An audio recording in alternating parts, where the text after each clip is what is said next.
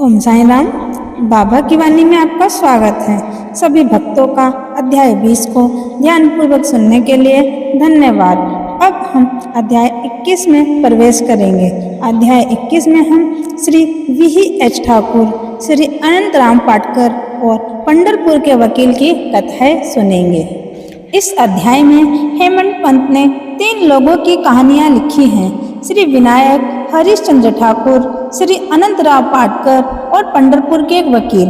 ये सभी कहानियां बहुत ही रोचक और सीख देने वाली हैं। अगर हम इन्हें ध्यान से पढ़ें, समझें और अपने जीवन में अपनाएं तो ये हमें आध्यात्मिक रास्ते पर आगे बढ़ने में मदद करेगी। प्रारंभ। एक सामान्य नियम है कि हमें संतों का साथ और उनकी कृपा तभी मिलती है जब हमने पिछले जन्मों में अच्छे कर्म किए हो। यही पुण्य हमें संतों के दर्शन और उनके सानिध्य तक ले जाता है। उदाहरण के तौर पर हेमंत पंत अपनी ही घटना बताते हैं। वे कई सालों तक बम्बई के पास बांद्रा में स्थानीय न्यायाधीश रहे। वहाँ एक मुस्लिम संत रहते थे, उनका नाम था पीर मौलाना। उनके दर्शन के लिए अलग अलग धर्मों के लोग, हिंदू, पारसी सभी जाया करते थे। पीर मौलाना के मुजावर ने हेमंत पंत से भी कई बार कहा कि आप भी चलकर उनके दर्शन कर लीजिए, लेकिन हर बार किसी न किसी कारण से हेमंत पंत जी वहाँ ना जा पाए। काफी साल बीत गए। फिर एक दिन उनका शुभ समय आया और वे शिरडी पहुँचे। वहाँ उन्होंने बाबा के दरबार में प्रवेश किया और फिर वहीं उनके साथ स्थायी रूप से जुड़ गए। इससे ये समझ आता है कि जिनके भाग्य में संत समागम लिखा ही नहीं होता, उन्हें ये अवसर कभी नहीं मिलता। संतों के दर्शन करना और उनकी कृपा पाना केवल उन्हीं लोगों को नसीब होता है जो वास्तव में सौभाग्यशाली होते हैं। संतों द्वारा लोक शिक्षा।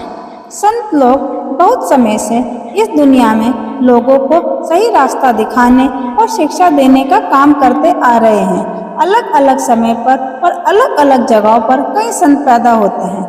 उनका उद्देश्य लोगों को अच्छाई, भक्ति और सही जीवन का मार्ग दिखाना होता है। हालांकि संत अलग अलग स्थानों पर काम करते हैं, लेकिन असल में सबका मकसद एक ही होता है।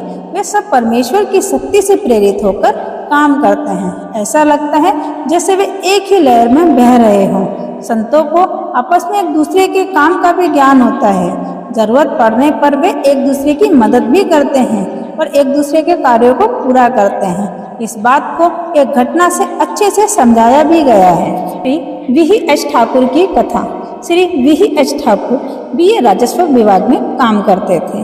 एक बार वे जमीन नापने वाली टीम के साथ बेलगांव के पास बड़गांव पहुंचे। वहाँ उनकी मुलाकात एक कन्नड़ संत पुरुष यानी कि अप्पा, उन्हें कुछ लोग अप्पा भी कह के बुलाते थे, उनसे हुई। ठाकुर जी ने उनके चरण स्पर्श किए। उस समय अप्पा अपने भक्तों को निश्चल दास द्वारा लिखी विचार सागर नाम की किताब को समझा रहे थे, यानी कि उसका भाव समझा रहे थे। जब ठाकुर जी वहाँ से विदा लेने लगे तो अप्पा ने उनसे कहा, तुम्हें इस ग्रंथ का अध्ययन जरूर करना चाहिए, इससे तुम्हारी इच्छाएं पूरी होंगी। आगे चलकर जब तुम उत्तर दिशा में जाओगे तब तुम्हें एक महान संत मिलेंगे। वे तुम्हें मार्ग दिखाएंगे और तुम्हारे दिल को शांति और सुख देंगे। कुछ समय बाद ठाकुर जी का तबादला जुन्नर नामक जगह पर हो गया।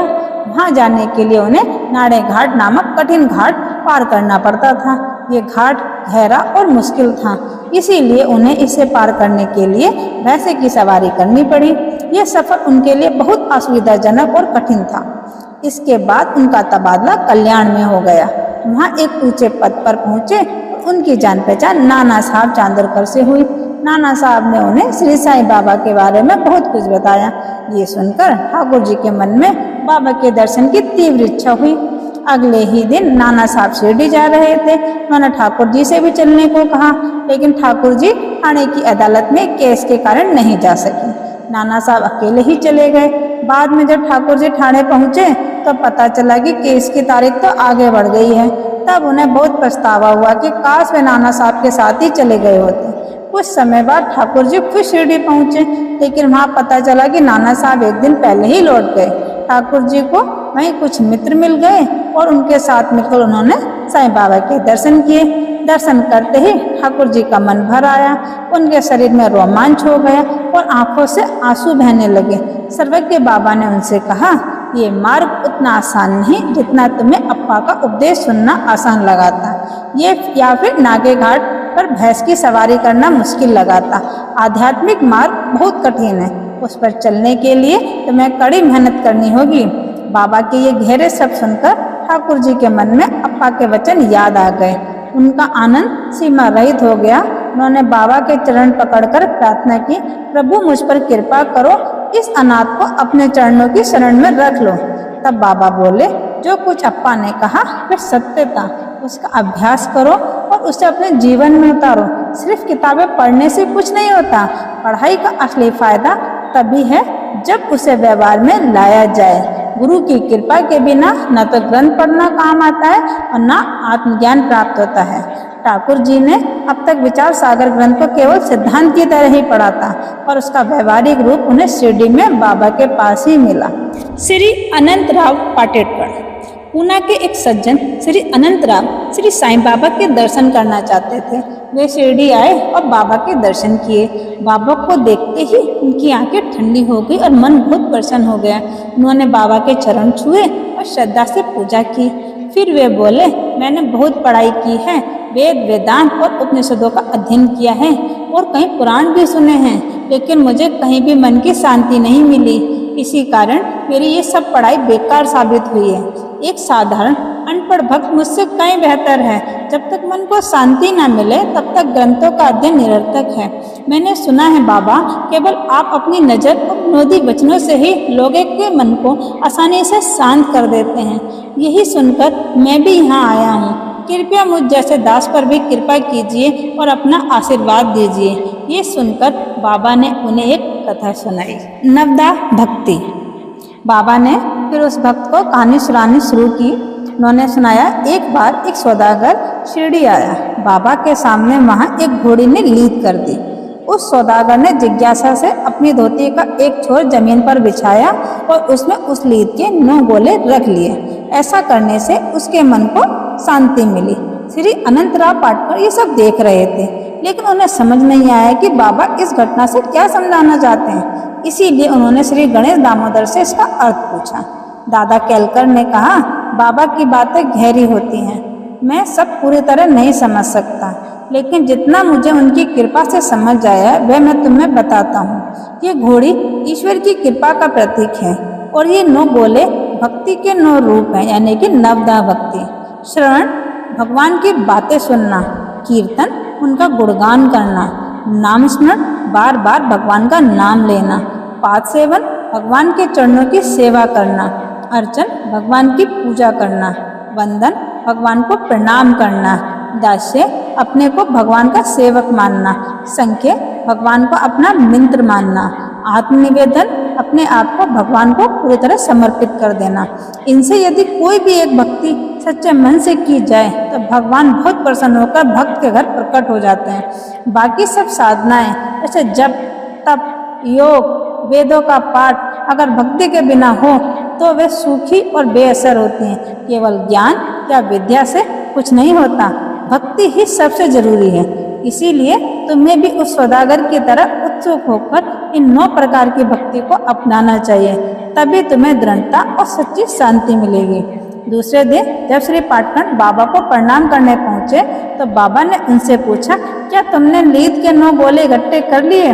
पाटकर ने विनम्रता से कहा, बाबा मैं तो आपके बिना असहाय हूँ, आपकी कृपा के बिना मैं इन्हें इकट्ठा नहीं कर सकता। तब बाबा ने उन्हें आशीर्वाद देकर कहा, तुम्हें सुख और शांति मिलेगी। ये सुनकर पाटकर बहुत प्रसन्न हुए और उनका मन आनंद से भर गया। पंढरपुर के वकील। शिरडी साईं बाबा की त्रिकालज्ञता, भूत वर्तमान भविष्य जानने की शक्ति का एक छोटा सा उदाहरण इस कथा में मिलता है। एक बार पंढरपुर से एक वकील शिरडी आए। उन्होंने बाबा के दर्शन किए, चरणों में प्रणाम किया और कुछ दक्षिणा अर्पित करके एक कोने में बैठकर बाबा की बातें सुनने लगे। तभी बाबा उनकी ओर देखकर बोले, लोग कितने चालाक होते हैं, यहाँ आते हैं, हमारे पैरों में गिरते हैं, दक्षिणा देते हैं, लेकिन पीछे जाकर हमारी बुराई करते हैं और गालियाँ भी देते हैं। ये कितनी आश्चर्य की बात है। बाबा की आवाज़ सुनकर सब लोग चकित रह गए। किसी को समझ ही नहीं आया कि बाबा किसके बारे में कह रहे हैं, लेकिन वकील साहब सब समझ गए ये बात उन्हीं के लिए कही गई है। फिर भी वे चुपचाप सिर झुकाकर बैठे रहे। बाद में वे धर्मशाला में जाकर उन्होंने काका साहब दीक्षित से कहा, बाबा ने जो उदाहरण दिया वे मेरे ही बारे में था और वे बिल्कुल सच है। बाबा मुझे केवल चेतावनी दे रहे थे कि मुझे किसी की बुराई नहीं करनी चाहिए। वकील साहब आगे बताते हैं, एक बार जब उप न्यायाधीश श्री नूलकर स्वास्थ्य लाभ के लिए शिरडी आए थे, उस समय पंढरपुर के बार रूम में उनकी बीमारी और शिरडी जाने को लेकर चर्चा हो रही थी। लोग कह रहे थे कि बिना दवाई लिए केवल साईं बाबा के पास जाने से क्या बीमारी दूर हो सकती है, और इतना पढ़ा लिखा आदमी ऐसे नूलकर क्या इस तरह मार्ग पर चलना उचित है। उस समय वहाँ बैठे सब लोग नूलकर जी और साथ ही साईं बाबा का भी मजाक बना रहे थे और मैं भी उस चर्चा में शामिल होकर उपहास कर रहा था। आज बाबा ने उसी गलती की ओर इशारा किया है। ये मेरे लिए अपमान नहीं बल्कि उपकार है। उन्होंने मुझे समझाया है कि मुझे किसी की निंदा नहीं करनी चाहिए और ना ही किसी के काम में अड़चन डालनी चाहिए। असल में शिरडी और पंढरपुर के बीच में लगभग 500 किलोमीटर की दूरी है। बीच में नदियाँ, पहाड़ और जंगल आते हैं। फिर भी बाबा को बार रूम में क्या चल रहा था सब पता था, क्योंकि बाबा सर्वज्ञानी हैं। उनके लिए दूरी मायने नहीं रखती, ना कोई बाधा। हर इंसान के दिल की गुप्त बातें वे जान जाते थे। उनके लिए सब कुछ साफ और उजाले की तरह स्पष्ट था। ये घटना से वकील साहब ने सीख ली कि कभी किसी की आलोचना या निंदा नहीं करनी चाहिए। ये शिक्षा सिर्फ वकील साहब के लिए नहीं थी, बल्कि हम सबके लिए भी है। साईं बाबा की महानता का कोई माप नहीं सकता, उनकी अद्भुत लीलाओं का कोई अंत भी नहीं पा सकता। ये सचमुच परम ब्रह्मा के स्वरूप थे। श्री सद्गुरु साईनाथ को समर्पित आपका दिन शुभ हो। ओम साईं राम।